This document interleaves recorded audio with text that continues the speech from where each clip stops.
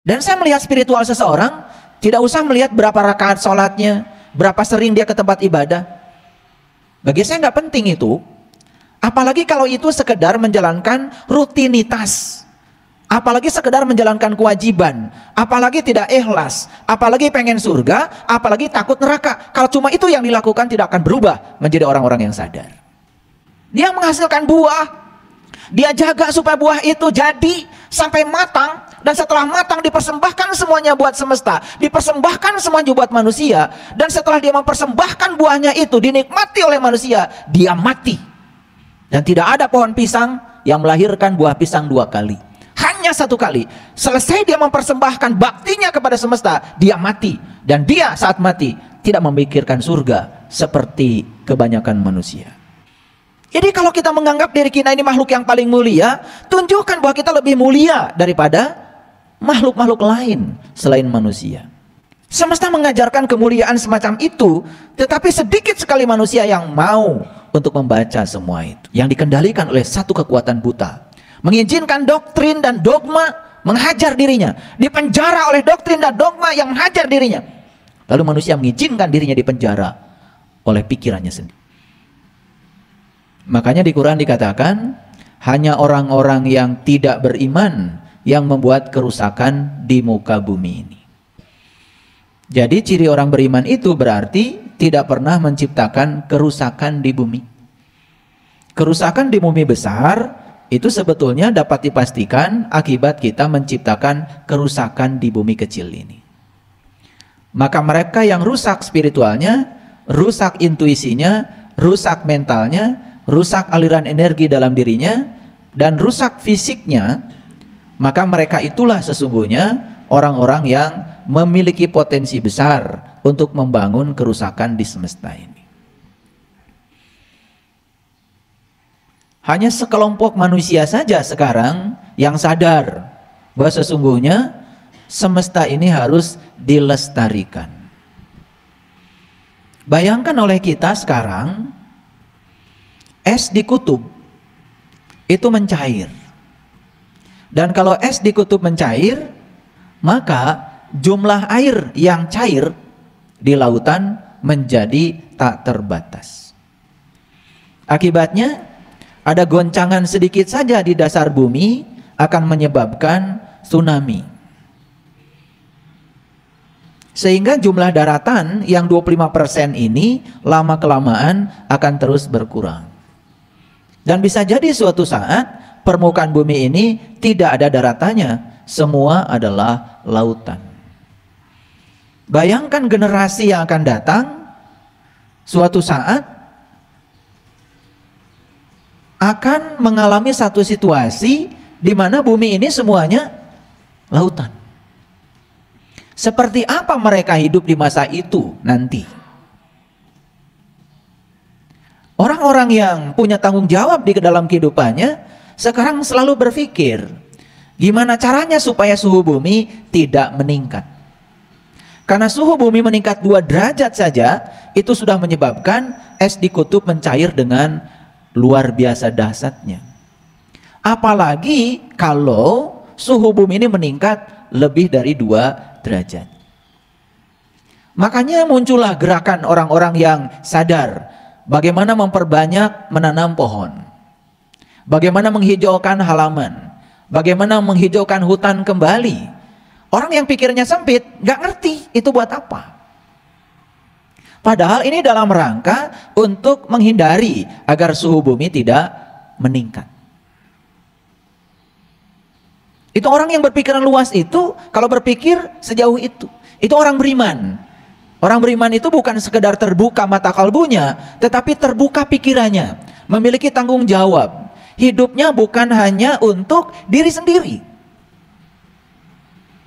Ada lagi gerakan, bagaimana supaya bumi ini tidak dikotori oleh sampah.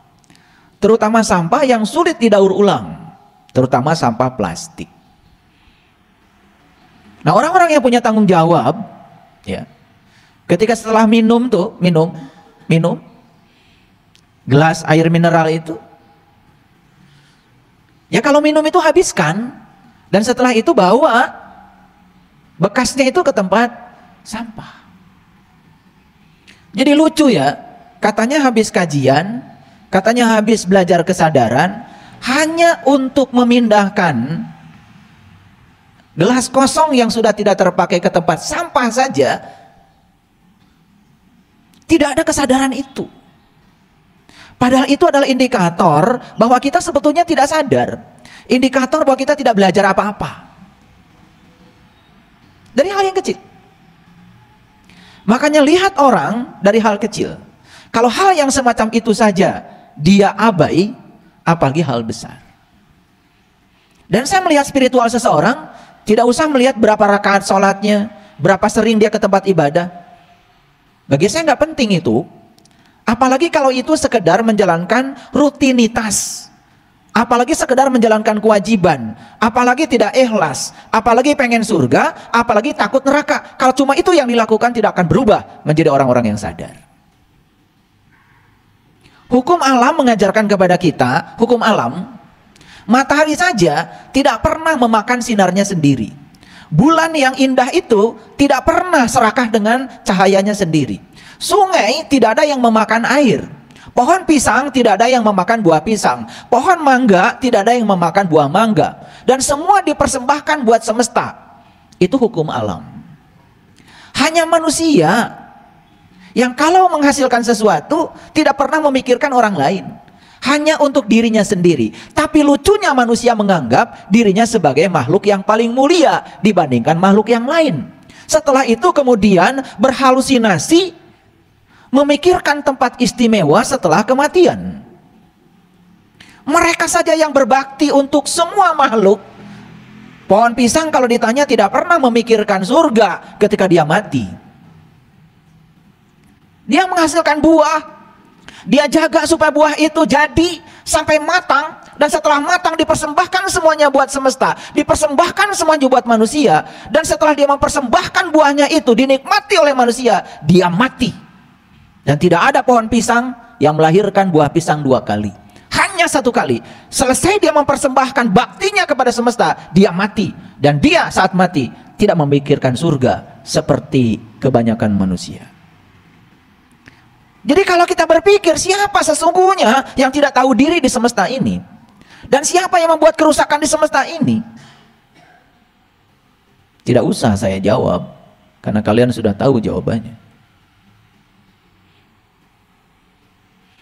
Jadi kalau kita menganggap diri kita ini makhluk yang paling mulia, tunjukkan bahwa kita lebih mulia daripada makhluk-makhluk lain selain manusia. Pohon memiliki akar yang luar biasa. Dan akar tidak pernah tinggal di tempat terang. Akar tidak pernah dilihat orang. Akar tinggal di bawah tanah dalam kegelapan. Dan dia berkarya, tidak ingin mendapatkan pujian.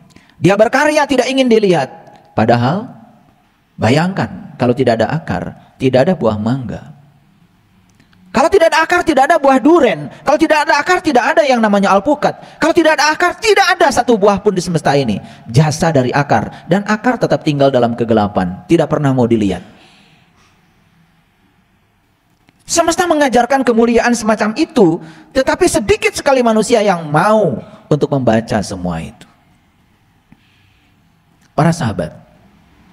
Oleh karena itu, beruntung sekali. Pagi ini, saat kita bangun tidur, kita bersyukur dengan napas kita. Hari ini kita diberi hari baru oleh semesta. Dan setidak-tidaknya kita selesaikan hari ini untuk menjadikan kita lebih mulia dari makhluk yang lain. Dan kesempatan untuk itu ada pada manusia. Tidak ada makhluk lain di semesta ini yang dikasih pilihan seluas pilihan yang diberikan pada manusia. Pohon pisang tidak dikasih pilihan, hanya untuk memberi. Sungai tidak dikasih pilihan, hanya untuk memberi. Manusia dikasih pilihan, karena manusia dikasih kecerdasan yang melampaui semua makhluk yang lain. Tapi banyak sekali manusia yang tidak bisa menggunakan kecerdasannya. Bahkan mengizinkan dirinya menjadi boneka yang dikendalikan oleh satu kekuatan buta. Mengizinkan doktrin dan dogma menghajar dirinya. Dipenjara oleh doktrin dan dogma yang menghajar dirinya. Lalu manusia mengizinkan dirinya dipenjara oleh pikirannya sendiri. Oleh karena itu, mari kita bersyukur Kalau hari ini kita masih diperdengarkan kajian-kajian berkesadaran yang akan meningkatkan kesadaran kita. Oleh karena itu mari kita rundukkan kepala kita. Kita berterima kasih kepada Allah Sang Pemilik Semesta. Karena begitu besar cinta kasih-Nya kepada kita. Hari ini kita dihadirkan di tempat yang penuh berkah dan mulia ini. Karena daya dan upayanya. Karena kudrat dan iradatnya. Karena beliau tahu apa yang kita butuhkan. Beliau tahu apa yang kita rindukan. Dan kita dihadirkan di tempat yang penuh berkah ini. Oleh karena itu, mari kita puji Dia dengan membaca hamdalah. Alhamdulillahi Rabbil Alamin. Ya Allah, Sang kehadiran, Sang keberadaan, segala puji hanya pantas untuk-Mu ya Rabb.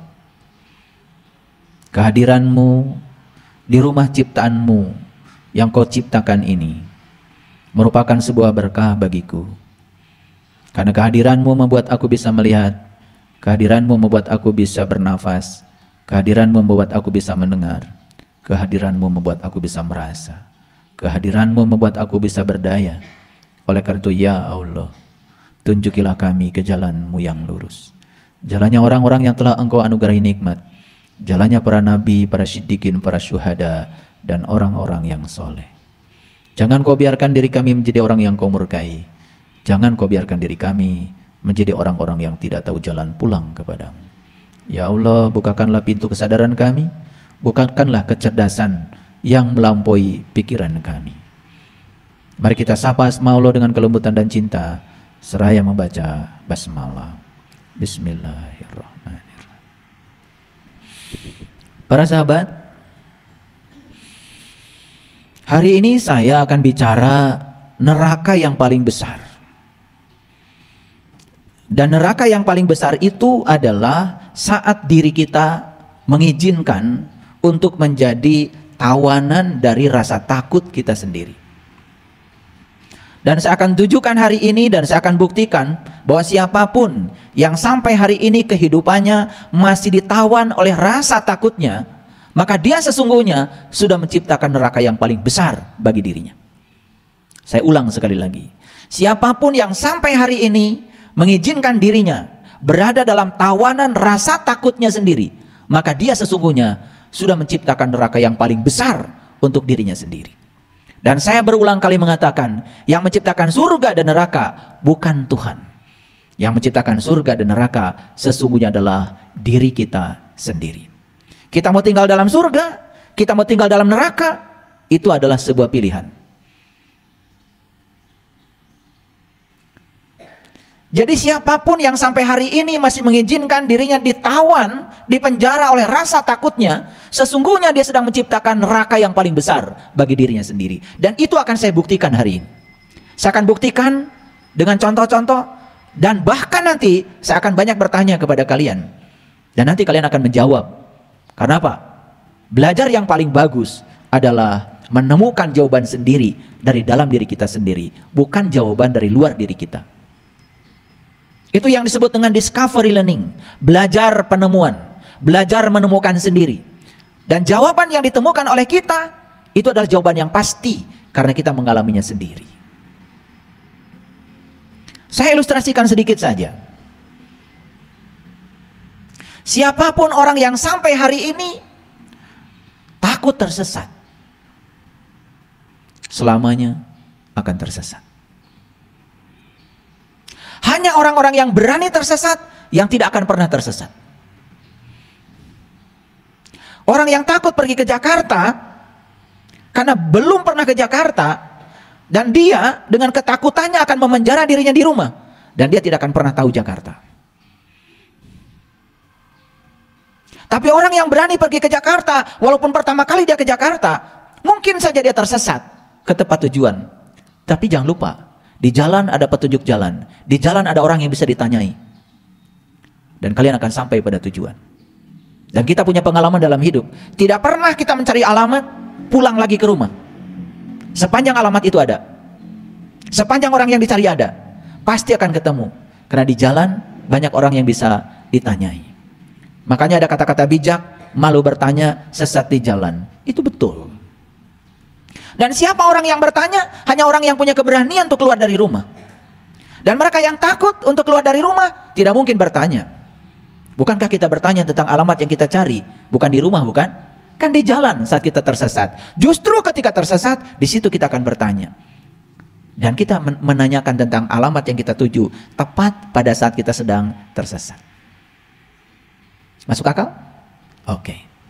Hanya yang berani tersesat, yang tidak akan pernah tersesat. Yang takut tersesat, selamanya akan tersesat. Takutnya sendiri akan memenjarakan dia untuk tidak berbuat apa-apa, untuk tidak pergi kemana-mana. Kan lucu ya, banyak sekali orang yang takut sekarang, takut keluar rumah.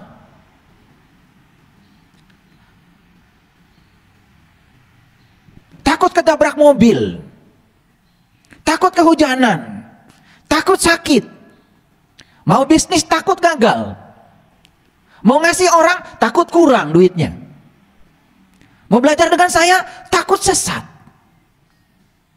lalu menilai saya tanpa bertemu dengan saya. Lucu, banyak yang menilai saya, ketemu aja belum, nanya saja tidak, ujug-ujug mengatakan saya salah. Dengar kajian saya tidak, mengalami tidak, tiba-tiba menjustifikasi orang dengan pandangan sendiri, ini salah. Dan orang yang sudah mengatakan dari jauh ini salah, sepanjang hidupnya tidak akan pernah bisa berdiskusi dengan saya. Dan tidak pernah tahu apa yang saya ajarkan, karena sudah tertutup. Makanya di Quran Allah mengatakan, hidayah itu kunci utamanya adalah kemampuan untuk mendengar perkataan orang lain. Alladzina yastami'unal qaul fayattabi'una ahsanahu ulaika hadahumullah ulaika hum ulul albab. Bahkan siapapun yang sudah dapat hidayah, dia akan diantarkan oleh hidayah pada dimensi spiritual baru yang bernama ulul albab. Apa ulul albab itu? Ulul albab itu adalah orang yang bisa mengingat Allah berdiri, duduk dan berbaring. Berarti ulul albab adalah orang yang sudah menjadi ahlul bait. Orang yang sudah memiliki jati diri, orang yang sudah menemukan jati dirinya, karena sudah bertemu dengan jati dirinya yang sejati, maka dia bisa mengingatnya. Dan kunci untuk menjadi ulul albab adalah hidayah, dan kunci hidayah adalah telinga. Alladzina yastami'unal qaul, kemampuan memasangkan telinga. Dan orang-orang yang takut tidak mungkin memasangkan telinga, belum apa-apa sudah menjas, belum apa-apa sudah menyalahkan. Makanya saya sengaja membuat satu judul kajian di YouTube, kelompok manusia yang tidak bisa ditolong. Dan siapa kelompok manusia yang tidak bisa ditolong? Adalah orang yang sombong, yang menutup diri dari pendapat orang lain, yang menutup diri dari kritik orang lain, yang merasa diri paling benar, merasa diri paling soleh, merasa satu-satunya dia yang paling selamat di semesta ini, dan kemudian menyalahkan pihak lain. Gak peduli orang lain belajar apa, dia tidak mau tahu, tertutup pikirannya pada orang lain. Dan orang yang tertutup pikirannya sama saja seperti dia terjun payung dan parasutnya tidak terbuka, nyungsep. Makanya siapapun orang yang tertutup pikirannya dan kemudian menutup pikirannya dari pandangan orang lain, nyungsep. Persis seperti orang yang terjun payung, kemudian parasutnya tidak terbuka, gak bisa mengendalikan. Makanya dia bisa nyungsep, hancur lebur kehidupannya. Itulah orang-orang yang dalam bahasa psikologi disebut mental blocking. Jadi sudah ada blok, sudah ada cover, sudah ada tutup. Itulah yang disebut dengan orang kafir. Jadi orang kafir itu bukan orang yang berbeda keyakinan dengan Anda, tapi orang kafir itu sesungguhnya mungkin juga bisa jadi Anda yang menutup diri terhadap pandangan orang lain. Kafir kan dari kata cover, cover itu kan tutup. Makanya kan kita harus belajar dari sisi etimologi, dari sisi bahasa. Apakah ketika kalian takut ada di sini? Mereka yang takut tidak ada di sini. Dan saya berulang kali mengatakan, kalian belajar dengan saya itu berisiko, karena akan jadi cerdas. Itu risiko yang paling berbahaya, belajar dengan saya. Begitu belajar dengan saya, kalian akan jadi sadar, sekaligus menjadi cerdas. Gak apa-apa, karena bahaya belajar dengan saya. Bahayanya belajar dengan saya, kalian jadi terbuka dan cerdas. Bahkan lebih bahaya lagi, karena kalian akan mentertawakan diri kalian sendiri. Karena hidupmu terlalu habis mentertawakan orang lain, merasa diri paling benar, merasa diri paling soleh. Kalau sudah pakaian kayak gini, kalian itu mulai menjas orang. Orang lain rambutnya keluar 1 lembar aja, udah langsung neraka. Karena rambutmu rapih ke dalam semua. Begitu? Baik, kita masuk ke topik kita. Itu baru judul. Seperti biasa, saya bicara judul dulu supaya semuanya clear. Ini akan kita bicarakan. Ya. Dan kompetensi yang sedang saya bangun adalah satu. Kalian setelah belajar dengan saya hari ini, bebas dari tawanan rasa takut. Itu yang mau saya bangun. Baik, kita mulai dari satu ayat dalam Al-Quran. Dan ayat ini sangat luar biasa. Dulu saya ketika di pesantren, saya paling suka tuh kalau guru ngaji saya itu ketika ngimami itu baca ayat ini paling suka. Ya kebetulan saya sedikit mengerti bahasa Arab. Jadi saya suka, ini ayat yang paling saya suka nih. Ya, makanya ayat ini kalau saya sholat juga sering saya baca. Mari kita baca ayat ini pelan-pelan ya. A'udzubillahi minasyaitonirrajim. Bismillahirrahmanirrahim. Innal ladzina qalu rabbunallah. Sesungguhnya orang-orang yang mengatakan bahwa Tuhanku adalah Allah. Siapa orang ini? Siapa? Ya jelas orang ini sudah tahu Allah. Karena orang yang belum tahu tidak mungkin mengatakan Tuhanku adalah Allah. Nah, banyak yang sembarangan, gak tahu tapi ngaku-ngaku tahu. Ayat ini mengatakan innal ladzina qalu rabbunallah, sesungguhnya orang-orang yang mengatakan Tuhanku adalah Allah. Udah pancek, sudah kenal kepada Allah, sudah liko kepada Allah, sudah manunggal bersama Allah. Karena tidak mungkin orang-orang itu bisa mengatakan kalau tidak mengalami. Orang-orang yang berani mengatakan tidak mengalami, menurut saya itu sudah kurang waras. Bayangkan ada orang yang sampai hari ini belum merasakan rasanya gula, tapi berani-berani ceramah tentang gula. Waras nggak?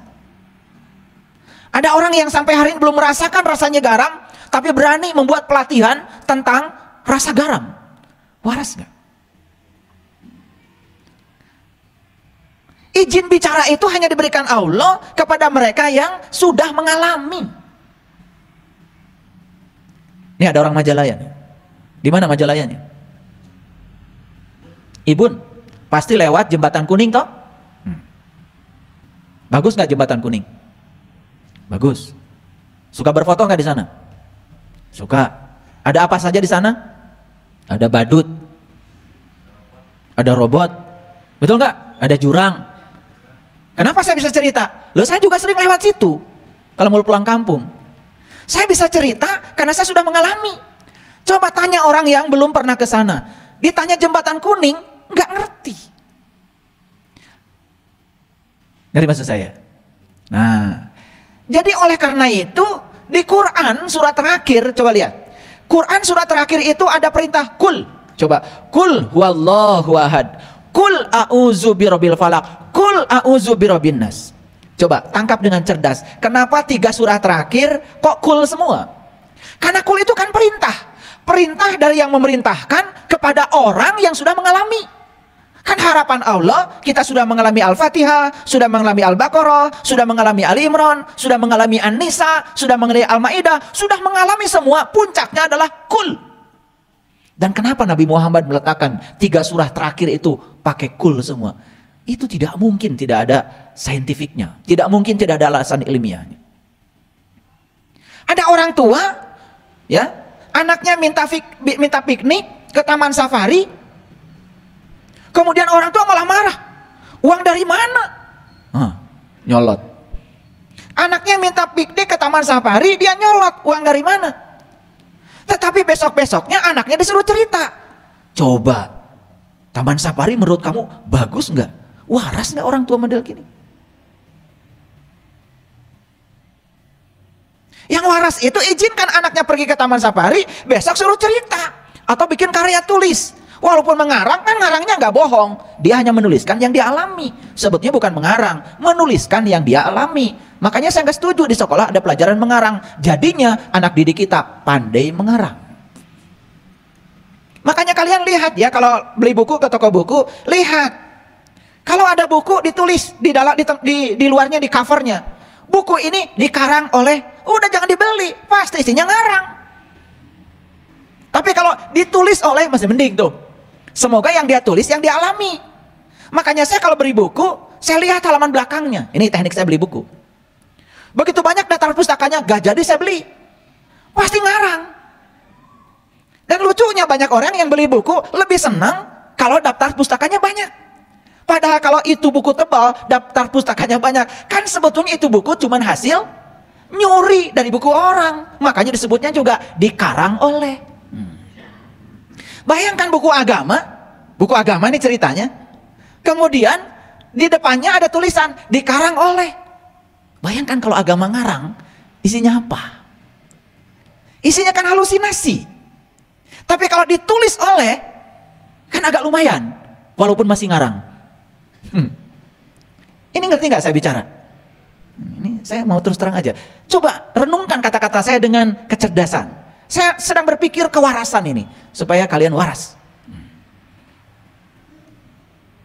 Makanya 3 surah terakhir semua cool. Artinya apa? Artinya Nabi Muhammad berharap kita sudah mengalami Al-Fatihah, bukan hafal. Sudah mengalami Al-Baqarah, bukan hafal. Sudah mengalami Ali Imran, sudah mengalami. Karena yang mengalami boleh cerita. Yang gak ngalamin suruh cerita kan ngarang isinya. Paham maksud saya? Bisa bedakan? Ini orang ngarang atau cerita yang sebenarnya? Bisa bedakan? Bisa. Makanya disitulah kita harus punya filter. Mana bohong, mana kebenaran. Karena yang kebohongan kalau diulang berkali-kali, lama-kelamaan juga dianggap kebenaran.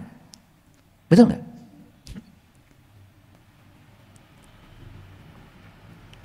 Nah, lanjut ayat ini. Innalladzina qalu rabbunallah. Sesungguhnya orang-orang yang mengatakan Tuhanku adalah Allah, sumastaqamu. Maka dia kemudian teguh pendirian dengan ucapannya. Gitu nggak kalian? Ya akan teguh pendirian kalau yang dikatakan pengalaman. Tapi kalau kalian mengatakan Tuhanku Allah, kenal enggak? Tahu enggak? Padahal dia bersamamu, lebih dekat kepadamu dari urat di lehermu. Gak berusaha untuk mengenalnya. Ujuk-ujuk mengatakan Tuhanku Allah. Jujur nih, saya mau nanya. Orang itu dikatakan sholat menyembah Allah. Kalau sepanjang sholat dia mengingat Allah, itu dikatakan menyembah Allah. Kalau sholat diartikan menyembah, gak apa-apa. Untuk yang dasar belajarnya gak apa-apa. Saya anggap gak apa-apa dulu. Karena di Quran dikatakan innani anallah la ilaha illa anna fa'budni wa aqimis sholat li zikri. Dikatakan menyembah Allah kalau sholatnya mengingat Allah. Clear sampai sini? Jujur nih, kalian sholat ingat piring gak? Berantakan di dapur? Ingat apa yang kalian sembah? Saya nggak bilang ya. Kalian ketika Allahu Akbar ingat cucian gak berantakan? Apa kalian sembah? Tapi lucunya, semua orang kalau ditanya, tadi kamu sholat nyembah siapa? Semua ngakunya nyembah Allah. Untung aja Allah tuh diem. Coba Allah kalau teriak, aku tahu yang kamu ingat sepanjang sholat itu ini, kata Allah. Untung aja Allah mah diem, cicing. Bager Allah, cicing we Allah. Maraneh ngaku itu ngaku iya, cicing we Allah. Gusti Allah, anjeun teh pangeran abdi, calik we Allah. Sugan Allah teh usil. Lain senda maneh mah pangeran teh kana duit, teu Allah. Tara Allah. Allah mah tara cegekan kitu. Calik we Allah. Hening we Allah. Bager Allah mah. Betul enggak? Coba kamu. Ada orang bilang, ya, kamu baru aja ngasih ngasih jilbab misalkan sama orang. Terus orang tuh bilang gini, itu jilbab ti saha? Oh pamasihan kamari ti si anu, padahal numerena aya di dinya. Salah waktu. Oh pasti. Gak tahu terima kasih. Saya yang ngasih. Yo pasti gitu kan. Itulah bedanya kita dengan Allah. Allah mah calik. Ngerti maksud saya? Innal ladzina qalu rabbunallah tsumastaqamu. Teguh pendirian itu akan muncul kalau kita sudah mengalami. Tatanazzala alaihimul malaika maka akan muncul dalam dirinya malaikat. Apa malaikat? Malaikat dari kata malak, milik, malakaini, malaikatun. Artinya adalah karab, tekad. Sering kan ngomong malaikat tapi nggak ngerti kalian? Itu ngasal aja. Nanti suatu saat saya bahas malaikat yang 10. Itu semua ada dalam diri kita. Sudah lihat belum? Pelajarannya cuma ngapalin dari kecil. Betul nggak? Pintar kalau kalian tanya 10 malaikat sekarang pasti hafal semua. Jibril, Mikail, Israfil, Ijrail, Mungkar, Nakir, Malik, Ridwan, apa lagi? Raqib, Atid. Tahu. Kamu bikin kesalahan, siapa yang tahu? Raqib. Kan kamu yang tahu. Kamu bikin kebaikan, siapa yang tahu? Kan kamu. Kamu bikin kebaikan, kamu yang tahu. Kamu bikin kesalahan, kamu yang tahu. Mana Raqib, mana Atid? Itu sadar wae ti baheula teh. Kamu ngasih sesuatu pada tetangga, siapa yang tahu? Kamu. Kamu pelit ke tetangga, siapa yang tahu? Kamu. Siapa yang tahu? Kamu. Siapa yang mencatat amalmu? Ya kamu. Tahu sekarang Raqib? Masih bingung? Udah kalau gitu nanti aja. Daya ngaji teh tara aya bukurna. Hafalkeun wae. Hafalkan semua. Oh, itu udah 10 kalau pelajaran agama. Kalau gurunya yang lain, kalau guru saya masih 0. Kalau saya yang ngajar agamanya, mana buktinya? Pasti saya tanya. Kalau belum sampai bukti, belum bisa membuktikan, 0 kalau dari saya. Buat apa hafal? Hafal tuh nggak penting. Ya. Nggak penting. Karena dalam teori kognisi, hafal itu adalah level kognisi yang paling dasar, paling rendah. Menghafal, memahami, menerapkan, menganalisis, mengevaluasi, baru mensintesa. Nah, itu baru keren. Menghafal itu level kognisi yang paling rendah itu. Ya, belum apa-apa. Udah biarkan aja. Gak ribut dia. Dia pengen ngaji. Semoga dia sempurna nanti.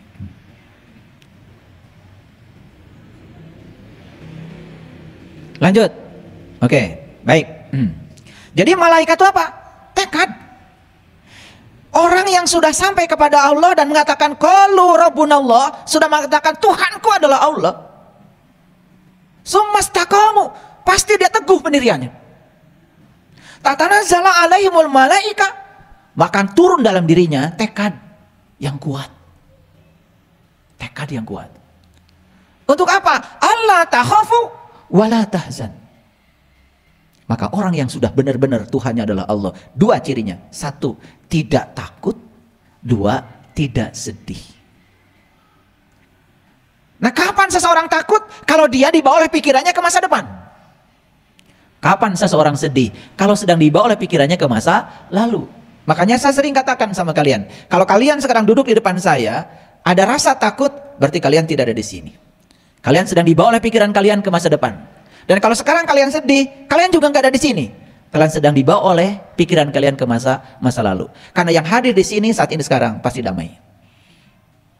Itu yang namanya kebahagiaan, itu hadir sebetulnya. Hadir di sini saat ini sekarang, rasakan kehadiran Allah dalam diri, rasakan keberadaannya, rasakan nafas kita, rasakan energi yang mengalir dalam tubuh kita, itu luar biasa.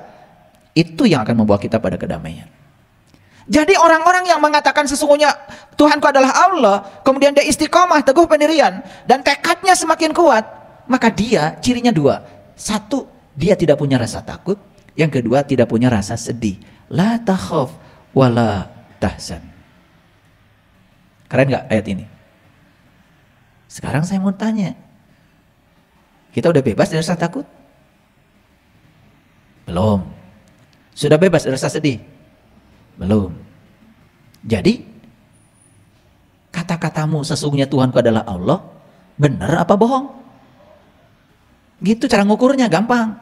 Kalau masih takut, masih sedih, setiap ketemu orang ngeluh, setiap ketemu orang bicara susah, setiap ketemu orang selalu saja protes, tidak pernah damai, itu sudah bukti ucapanmu yang mengatakan Tuhanku adalah Allah masih bohong. Hartos. Ini ayat tidak usah ditafsir karena ini udah jelas banget. Tidak ruwet. Kalau saya kemarin ngasih kajian khusus kan tentang sholat 5 waktu, banyak yang mengernyitkan dahi ya. Agak berat katanya, ayah kajian malam ini. Ya sekali-kali yang berat, yang ringan terus. Nah ini ringan nih, ringan. Tidak usah ditafsir. Jadi orang yang benar-benar Tuhannya Allah, cirinya 2. 1 tidak takut, 2 tidak sedih. Itu aja. Tanya pada dirimu sekarang, masih takut? Makanya ada seorang seniman, dan saya setuju dengan kata-kata beliau, menghina Allah itu tidak usah kamu menginjak-injak kitab sucinya, nggak perlu. Khawatir saja tentang hari esok, itu sudah menghina Allah. Kan yang suka membuat kita takut itu besok kan? Padahal besok kalau masih hidup akan diperlakukan seperti sekarang. Hari ini pun kemarin kan dikhawatirkan. Betul? Pernah mengkhawatirkan hari ini? Ya pernah, seminggu yang lalu. Kenyataannya kan kalian baik-baik saja. Duit ada? Ada. Beras di rumah ada? Ada. Udah minum kopi tadi? Udah. Terus apa yang mau dikhawatirkan? Betul nggak? Baju masih dipakai kan? HP ada kuotanya? Ada. Galon di rumah ada? Ada. Ada isinya? Ada.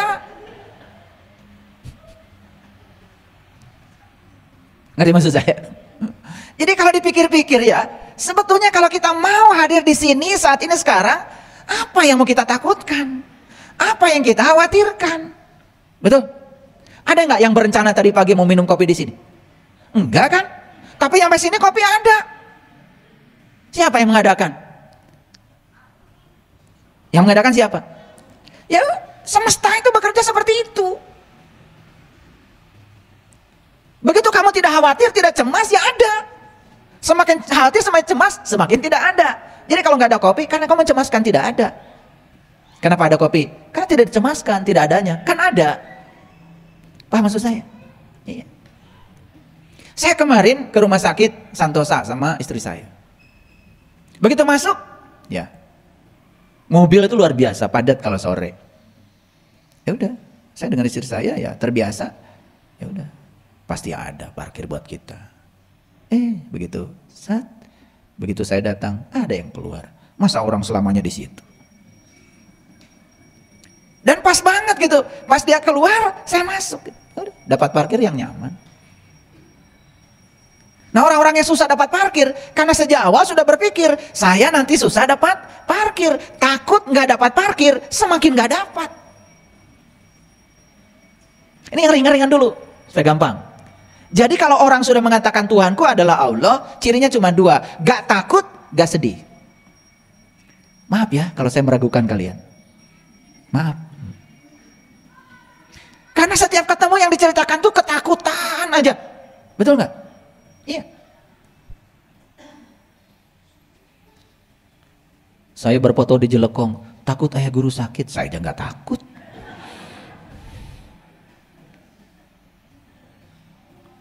Jalan buat Jelekong, takut nggak ada biayanya, saya aja nggak takut. Makanya kenapa saya turun tangan? Karena saya nggak takut. Makanya ada aja duitnya. Pegawai di sana bilang, nggak tahu mereka panggil saya ayah semua. Mungkin karena yang lain panggil saya ayah gitu. Ya, ayah katanya, kami ini bakal lanjut kerja. Takut. Ya kan? Iya, rentah. Padahal sebetulnya nggak usah takut. Ya, kerja-kerja aja. Pikirkan saja, saya ada duitnya kan gitu. Daripada membicarakan yang kita tidak suka, bicarakan saja yang kita suka. Kan sesederhana itu. Bicarakan saja kalau pekerjaan akan berlanjut. Daripada ngobrol, pekerjaan tidak berlanjut. Betul nggak? Kan itu yang kita mau. Anehnya kita itu pengen A, tapi yang dibicarakan B. Gitu? Kan buktinya sekarang, begitu dibuka wakaf semen, ngucur terus. Ada yang 50, ada yang 100, nggak apa-apa, semen kok. 1 sak dengan 10 sak sama, dan dipakainya juga sasak-sasak. Betul nggak? Iya. Masa ya nggak pernah melihat kecil besar nggak? Karena begitu kita semuanya kompak, ternyata bisa. Sebetulnya yang menyebabkan kita tidak bisa itu pikiran kita. Karena kita sudah berpikir tidak bisa. Makanya begitu kita berpikir mungkin, semua jalan terbuka. Begitu berpikir tidak mungkin, semua jalan tertutup. Ini yang harus kita perhatikan. Oke, lanjut. Jadi ciri orang yang sudah sampai kepada Allah, cirinya dua, gak takut dan gak sedih. Dan gembirakanlah mereka dengan jannah yang telah dijanjikan Allah. Di sini dikatakan wa absyiru bil jannatil lati kuntum tu'adun. Itulah jannah. Jannah itu sekarang di sini. Kalau gitu saya mau tanya, pintar nggak kalian jawabannya? Kapan surga itu bisa kita raih saat ini? Kapan? Syaratnya apa? Tidak takut, tidak sedih. Gitu aja. Hayang surga, jangan takut, jangan sedih. Begitu nggak takut, nggak sedih, langsung surga diberikan saat ini juga. Karena Allah udah bilang, wa absyiru bil jannatil lati kuntum tu'adun. Dan semua orang yang sehari ini masih takut, neraka. Semua orang yang sekarang masih sedih, neraka. Dijieun kesorangan. Nanti kita selidiki di mana rasa takut itu tinggal. Nah, kita kejar nanti. Kita kejar tuh rasa takut itu. Di mana alamatnya? Mau saya tunjukkan alamatnya? Ternyata rasa takut itu alamatnya di pikiranmu, bukan di luar. Bahkan pikiran itu sering membuat drama yang lebih menakutkan daripada kenyataan. Kan sok gitu. Betul nggak? Jelas hari ini suami ada, istri ada, dar teh ngobrol. Pak, lamun ibu maut, tuh pipaseun teh. Iya, apalagi ditanya, Pak, mun ibu maut ke, papa nikah deui moal. Pipaseun, padahal kenyataan hirup kene eta teh. Itu kan sebetulnya di pikiran. Makanya coba hindari pipaseun. Jika deui dongeng nu bagus. Betul nggak? Iya, kenapa tidak ditanya tuh? Ya, Pak, papa tuh ingin ibu seperti apa? Gitu. Daripada mun ibu maut, rek maut banyak maut. Itu kadang-kadang kita terjebak oleh obrolan-obrolan yang nggak penting. Ya. Dan akhirnya pasnya gede, cuman karena begitu. Karena sebetulnya dia memancing, ingin jawabannya begini kan sebetulnya.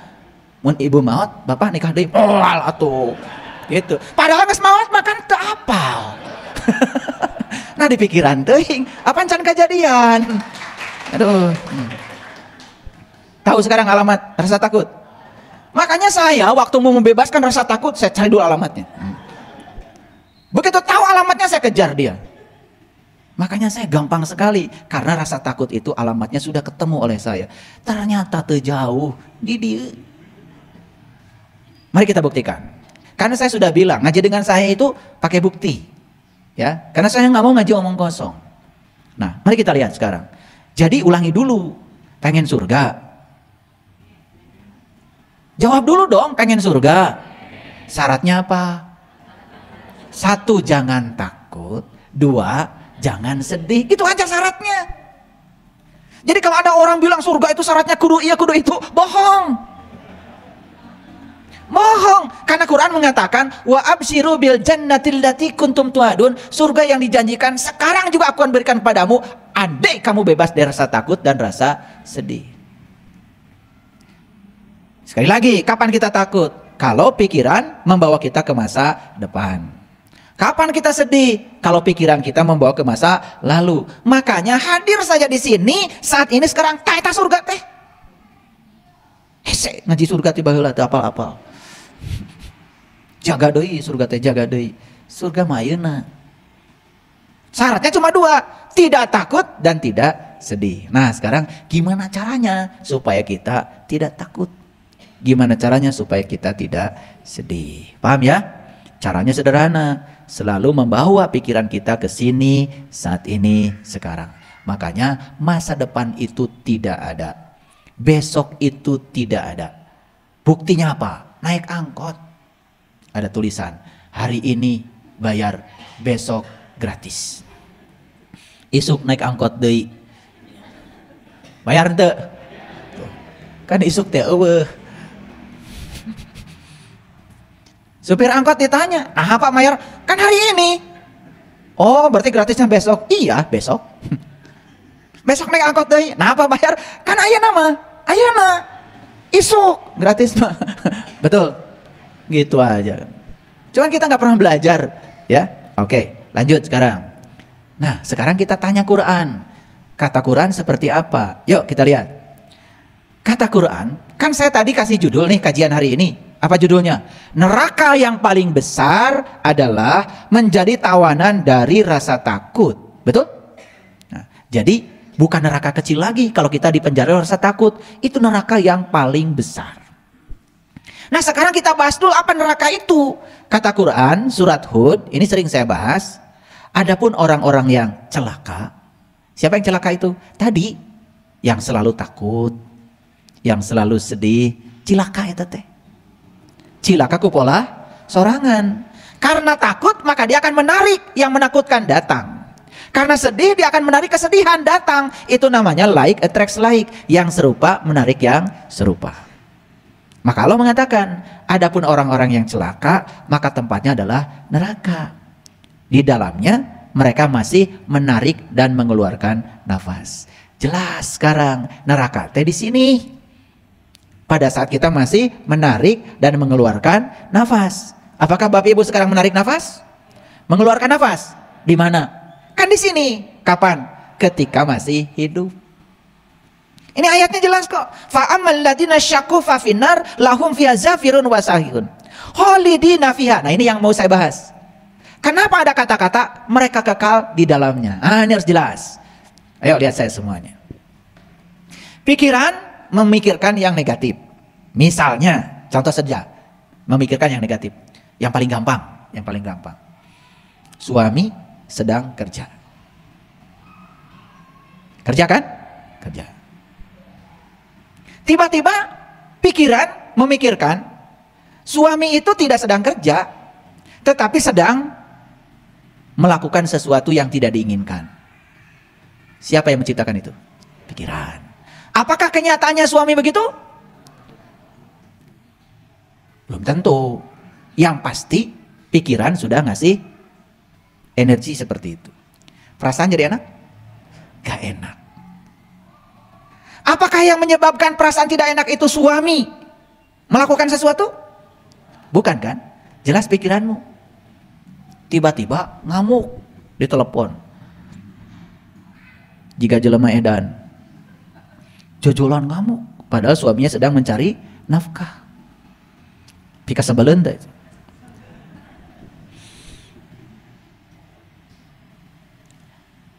Apa yang terjadi? Pikiran, perasaan. Pikiran, perasaan. Kan bolak-balik tuh. Pikiran buruk, perasaan juga buruk. Perasaan buruk, pikiran juga buruk. Karena menurut riset, pikiran dan perasaan itu hubungannya timbal balik. Nah, apa yang terjadi? Begitu pikiran negatif, perasaan negatif, hasilnya negatif. Nah, yang negatif ini akan menciptakan pikiran negatif lagi nggak? Akan menciptakan pikiran negatif lagi. Akan menciptakan perasaan lebih negatif lagi. Kejadiannya lebih negatif lagi. Jadi terus itu namanya khalidina fiha. Itu yang disebut dengan abadi. Kan selain ini mah kita teh hari ngerti abadi teh bukan begitu. Mun urang geus asup ka neraka cenah dibeulem tah ku Allah. Dendaman tah Allah. Moal keluar deui cenah. Khalidina fiha. Saneng-neng cenah di jero. Piraku. Pemadam kebakaran wae anu kabeulem dijahit. Ya Allah cenah. Melem hamba yang dicintaina saneng-neng. Hayang gaduh Allah gitu. Allah saya enggak gitu. Jadi ngerti serang khalidina fiha. Ulangi kalau belum ngerti. Pikiran buruk menciptakan perasaan buruk. Hasilnya buruk. Hasil buruk ini kan nambah buruk pikiran teh. Perasaan tambah buruk lagi. Atau hasilnya lebih buruk lagi. Yang lebih buruk nambah lagi. Kan begitu. Paham sampai sini? Jadi sebetulnya siklus keburukan itu ternyata semakin berbahaya. Karena itu khalidina fiha. Itu. Nah, jadi sekarang nyambung ya. Kalau surga itu tidak takut, tidak sedih. Karena takut kehilangan jadi cemburu. Takut kehilangan jadi posesif. Takut kehilangan jadi sieun. Betul nggak? Kan sebetulnya itu neraka semua. Itu tuh semua ilusi pikiran sebetulnya. Kenyataannya kan tidak begitu. Artos ya teh. Bisi we. Menteng ngerti sudah gini saya stop aja ngaji. Ya. Segitu sudah jelas masih teu ngarti kene. Saya yang bingung. Gitu. Baik. Nah, makanya neraka versi leluhur bangsa Nusantara, neraka itu dari naraloka. Na itu api, ra itu cahaya, loka itu lokasi. Jadi naraloka adalah tempat yang terkena api. Jadi wujudnya api apa? Wujudnya api itu adalah kebencian, iri hati, apa saja yang menyulut kita. Jadi orang boleh marah, ya biarkan saja orang marah. Cuman kita jangan terpancing oleh orang marah. Saat kita terpancing dengan marahnya orang, berarti kita tuh sedang menjadikan diri kita naraloka, tempat yang terkena api. Kartos, teta neraka teh. Jelas kan? Itu. Jadi neraka itu adalah tubuh kita saat kesadaran kita rendah. Jadi neraka itu adalah tubuh kita akibat kesadaran kita rendah, maka akibat dari kesadaran rendah manusia menderita. Itu yang disebut dengan fa'amal ladina syaku, cilaka. Jadi cilakanya kita itu karena kesadaran rendah. Paham ya? Jadi kalau begitu gimana caranya supaya nggak cilaka? Ditingkatkan kesadarannya. Gitu. Nah, lanjut kalau gitu. Sekarang kita lihat. Nah, kalau tadi neraka versi para leluhur. Tadi neraka versi kitab suci, Al-Quran. Kan sama gitu-gitu juga, betul? Oke, baik. Sekarang supaya kelihatan agak saintifik, saya menggunakan sedikit referensi. Saya mengambil ya hasil risetnya David Hawkins. Ini saya ambil dari buku judulnya Letting Go. Letting Go itu artinya pasrah. Ya, yang pernah membaca mungkin nyambung dengan pembicaraan saya. Ternyata di bukunya David Hawkins itu ada yang namanya skala emosi. Jadi skala emosi itu dari nilainya 20, 50 sampai skala emosi yang nilainya 1000 atau di atas 700 itu. Kalau sudah di atas 700 itu sudah masuk kelompok pencerahan itu. Di bawah 200 itu disebut dengan reptilian. Di atas 200 disebut the wisdom. Jadi kita cek. Di bawah reptilian itu ada satu skala namanya ketakutan. Ketakutan itu nilainya 100. Masih jauh sampai mencapai 1000. Ini dalam skala emosi David Hawkins. Kalian gak usah tanya sama saya gimana risetnya. Karena saya panjang. Perlu